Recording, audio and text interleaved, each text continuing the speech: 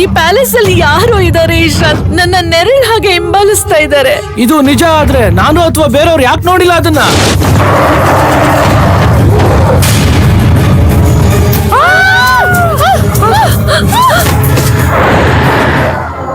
ಆತ್ಮ ಮೇಡಮ್ ಅವ್ರನ್ನ ಸಾಯಿಸ್ಬಿಡುತ್ತೆ.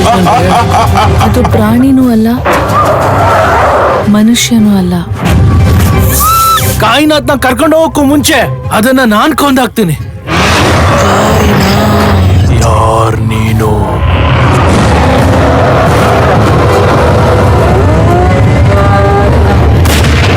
ತಂತ್ರ ಮಂತ್ರ ಎಲ್ಲ ಬಿಟ್ಬಿಡು, ನೀನ್ ನನ್ಗೇನು ಮಾಡಕ್ಕಾಗಲ್ಲ.